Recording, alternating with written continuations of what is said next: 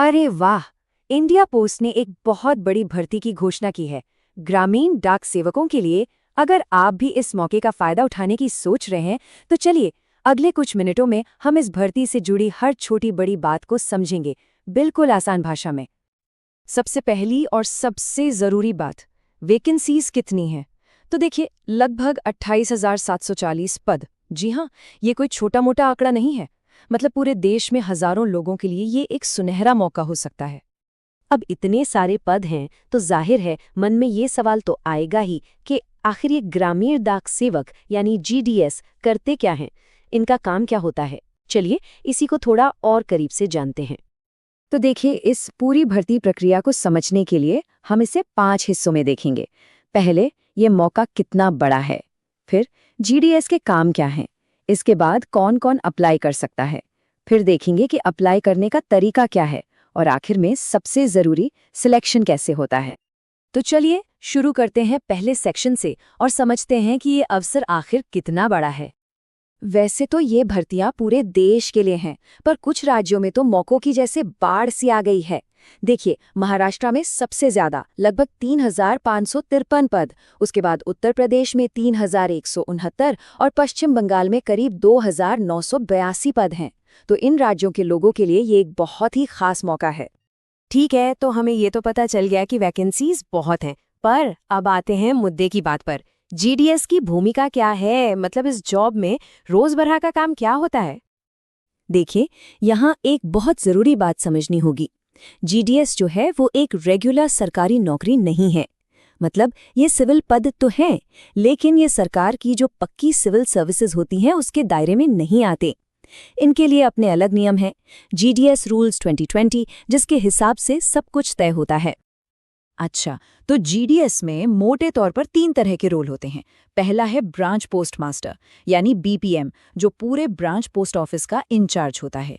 दूसरा है assistant BPM या एबीपीएम, जो स्टैंप बेचने, चिट्ठियां पहुंचाने में बीपीएम की मदद करता है। और तीसरा है डाक सेवक, जो अलग-अलग पोस्ट ऑफिस में मेल बैग और डिलीवरी का काम देखता है। अब आते हैं सैलरी पर।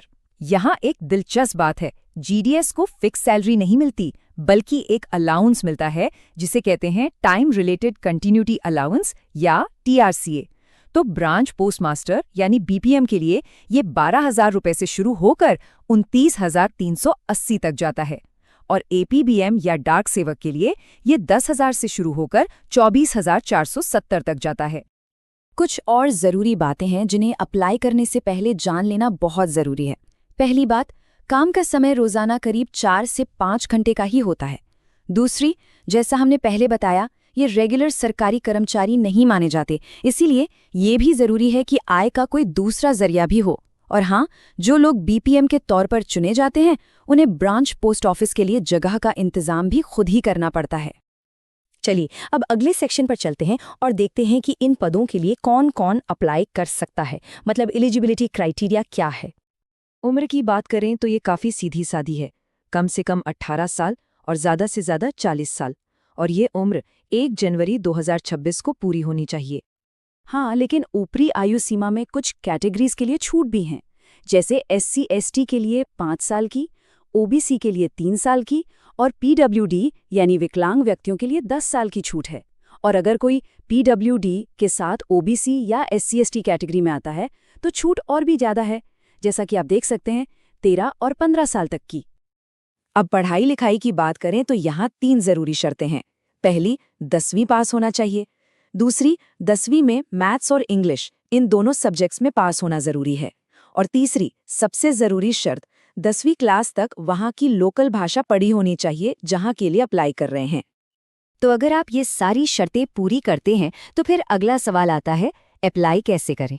चलिए अब पूरे एप्लीकेशन प्रोसेस को स्टेप बाय स्टेप समझते हैं। सबसे पहले तो इन तारीखों को ध्यान से देख लीजिए, चाहें तो कहीं लिख लें। ऑनलाइन रजिस्ट्रेशन 31 जनवरी से शुरू हो रहे हैं। फॉर्म भरने और फीस जमा करने की आखिरी तारीख है 16 फरवरी। और अगर फॉर्म में कोई गलती हो जाती है तो उसे ठीक करने के लिए 18 और 19 फरवरी ये 2 दिन मिलेंगे। अब बात करते हैं एप्लीकेशन फीस की। तो जनरल और ओबीसी कैटेगरी के लिए फीस सिर्फ 100 रुपये है और यहाँ एक अच्छी खबर ये है कि सभी महिला उम्मीदवारों SC, ST, PWBD और ट्रांस वुमेन आवेदकों के लिए कोई फीस नहीं है। जी हाँ, इनके लिए एप्लीकेशन बिल्कुल फ्री है। प्रोसेस पूरा का पूरा ऑनलाइन है। सबसे पहले आपको पोर्टल पर जाकर वन टाइम रजिस्ट्रेशन यानी OTR करना होगा। इसके बाद लॉगिन करके एप्लीकेशन फॉर्म भरना है। फिर अपना डिवीजन और पोस्ट की प्रेफरेंस देनी है। अगर आप पर फीस लागू होती है तो उसे ऑनलाइन पे करना है और बस आखिर में अपने एप्लीकेशन का प्रीव्यू देकर उसे सबमिट कर देना है। तो ठीक है, एप्लीकेशन सबमिट हो गया। अब आगे क्या? अब हम आते हैं सबसे अहम हिस्से पर, सिलेक्शन प्रोसेस पर, जो कि इसका सबसे अलग और दिलचस्प पहलू है। जी हाँ, इस भर्ती की सबसे बड़ी और खास बात यही है कि इसके लिए कोई एग्जाम नहीं देना है, कोई लिखित परीक्षा नहीं, कोई इंटरव्यू नहीं। सिलेक्शन सिर्फ और सिर्फ 10वीं क्लास के नंबरों के आधार पर होगा। जिसके नंबर ज्यादा उसके चांस ज्यादा। एकदम सीधी और सिंपल प्रक्रिया। अब सवाल ये उठता है कि अगर दो लोगों के नंबर बिल्कुल बराबर आ गए तो क्या होगा? तो इसके लिए एक टाई ब्रेकर नियम है। सबसे पहले तो जिसकी उम्र ज्यादा होगी उसे चुना जाएगा, लेकिन अगर वहां भी टाई हो गया तो फिर एक बहुत ही स्पेसिफिक ऑर्डर फॉलो किया जाता है, जैसा कि आप इस ऑफिशियल नोटिफिकेशन के हिस्से में देख सकते हैं। ST ट्रांस वुमेन, ST महिला, और ये लिस्ट ऐसे ही आगे बढ़ती है।